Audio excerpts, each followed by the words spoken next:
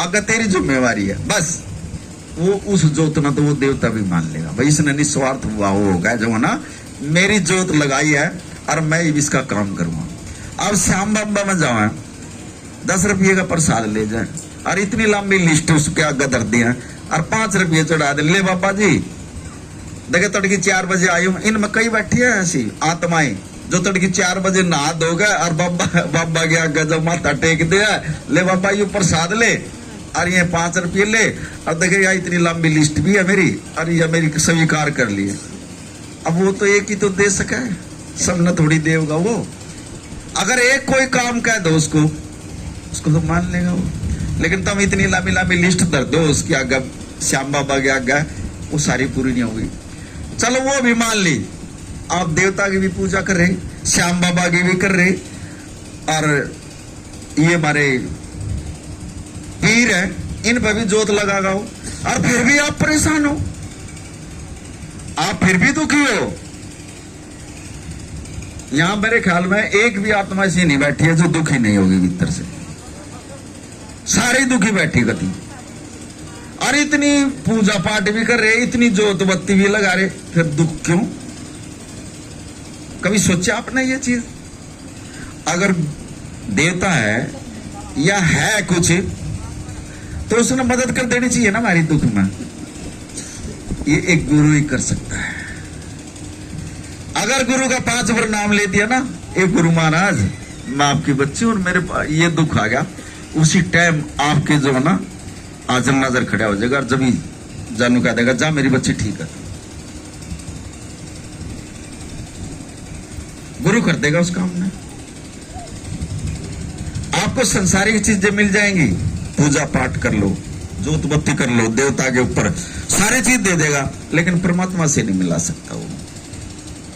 क्योंकि हम देवता की पूजा करेंगे तो देवलोक में जाएंगे हम ऊपर, वहां भी देवलोक है, देवताओं का नगर है जहां देवता वास करते हैं, उससे ऊपर नहीं जा सकते हम। और परमात्मा के पूजा करेंगे हम, परमात्मा का सुमिरन करेंगे, परमात्मा की सेवा करेंगे, तो गुरु जो बिचौलिया है, जो खुशम है, जो पीर है, जो संसाओं का संसा है, वो जो है ना परमात्मा तक ले जाएगा हमारे, क्योंकि वो उस रास्ते पर मिल ही आया परमात्मा से। और वो फिर नीचे हमारे वर्गों को जो है ना, इसीलिए परमात्मा ने उसको भेजा, जा तू नीचे जा और मेरा ये प्रचार कर और उन आत्माओं का बेड़ा पार कर दे। इसीलिए हमारे गुरु महाराज कोई भी है, मैं अपने की नहीं कह रहा, आपने भी गुरु बना रखे होंगे, गुरु एक ही है, लेकिन वो हमारा सोचने का समझने का फर्क है। आप जिस भाव से गुरु को मानेंगे वो उसी भाव से जो है ना आपको दर्शन भी दे सकता है, ले वो आपके ऊपर है। अब मैं नहीं कह रहा, गुरु कह रहा, आप जो ना मेरी शिकल देख लो और मैं यहां गद्दी के ऊपर बैठ कर कह दूं जा रात को तेरे को दर्शन दूंगा, मैं थोड़ी कह रहा हूं इस चीज को, ये बोल रहा परमात्मा मेरे रूप में, और गुरु महाराज दर्शन देगा इसमें 100% लिख कर देगा जाऊंगा मैं, ये बात और बताऊं। अगर जो नू लिखट के ना जा रात ना दर्शन दूंगा, मैं तो समर्थ हूं ही नहीं किसी में भाई, लेकिन मेरा गुरु मेरे रूप में दर्शन दे देगा आपको, क्योंकि नाम जप जप कर और सेवा कर करके जीव आत्मा जो है ना गुरु का ही रूप बन जाती है वह, और जब वो दर्शन होते हैं वो उसी का रूप बन जाती है वो आत्मा। वैसे दर्शन नहीं होते, सुमरन से, सेवा से, और एक अपनी सोच को ये बैठे तो यहाँ अब देखने लग रहे हैं, धारा का टाइम होने लग रहा, इब धार का डंड जाना, इब शानी करनी है, इब वो आ जाएगा, फलाना आ जाएगा, इब डिकड़ा आ जाएगा, अब चल रही है यहाँ मन में। फिर आप सत्संग में नहीं बैठ रहे। आप तो चलो आपने नाम दान भी नहीं ले रखा, यहाँ कुछ मेरी माँ बहन ऐसी बैठी है जिन्होंने नाम भी नहीं ले रखा, हम उनके लिए नहीं, हमारे में तो नाम ले हुए बैठे ऐसे है जो तड़के उठ कर सुमिरन करें, ध्यान करेंगे, नानक नाम चढ़ दिखला तेरे बाणे से, और उनका भीतरला कुछ और बोल रहा है भीतर से, कल सेल कम हुई, आज मेरा काम नहीं चल रहा, आज ये है, आज ये दुख, और ऊपर से प्रभुनासी अंतर्यामी प्रभुनासी अंतर्यामी, वो नाम जपना ठीक। उसका जो ना फल भी नहीं मिलता, ऊपर से तो नाम जप रहा, अंदर कुछ और चल रहा, उसके अंदर से बिल्कुल खाली, कति शून्य। जब तक शून्य नहीं होगा,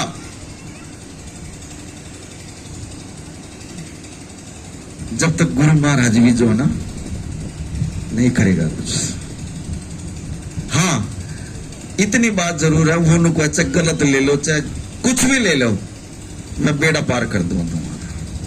जब लो, उल्टा सीधा नाम जब लो, जा बेड़ा पार कर दूं, ऐसा गुरु कहां मिलेगा बताओ? हाँ, घास काट दे उठते बैठते चाहे कुछ भी ले लो, लेकिन लिया करो। और एक दिन ये नाम जो है ना आपका जो है ना बेड़ा पार कर देगा। ये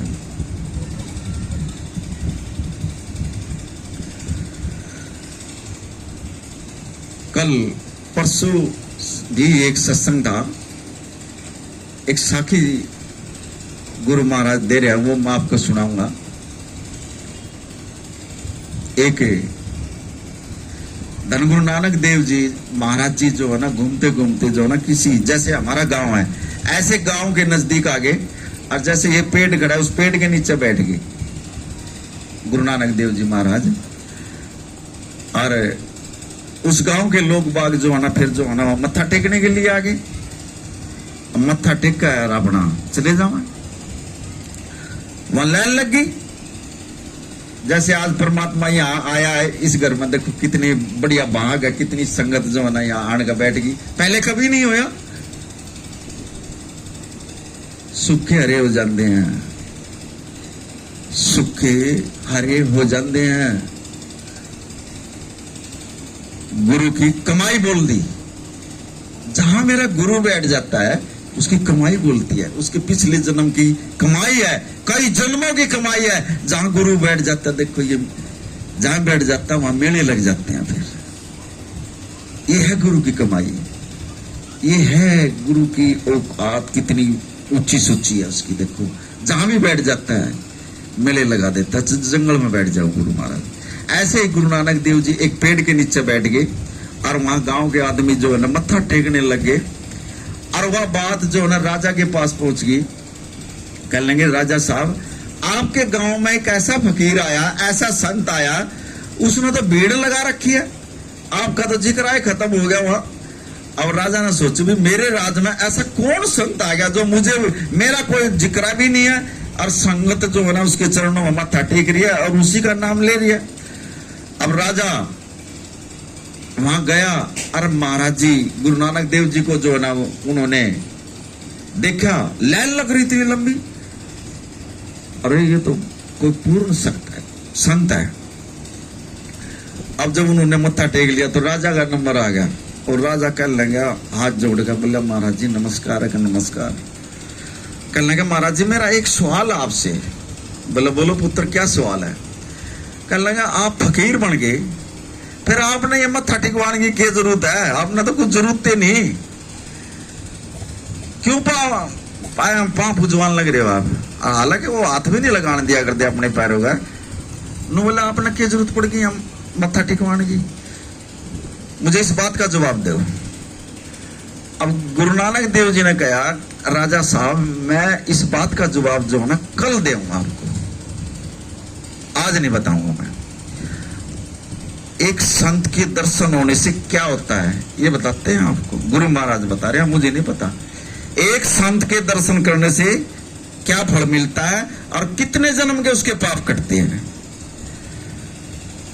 अब राजा इतनी बात कही पीछा और अपनी महल में चला गया, और सामने जी वो रोटी पानी खाकर जी वो अपने बेड पर लेट गया, तो उसने सपना आना शुरू हो गया। राजा ने सपना क्या देख रहा है, राजा सोता सोता भाई जंगल में जो है ना वो चला गया, और उसने एक चंडाल औरत मिल गई, और उस राजा को भूख लग रही थी, और वो बेचारा भूखा प्यासा जो है ना जंगल में घूम रहा था, और मुझे कहीं रोटी मिल जाए।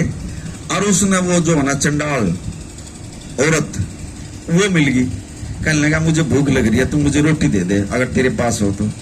कहने लगी रोटी तो मैं दे दूंगी, तने मेरा एक काम करना पड़ेगा। और क्या? तने मेरे से जो ना शादी करनी पड़ेगी।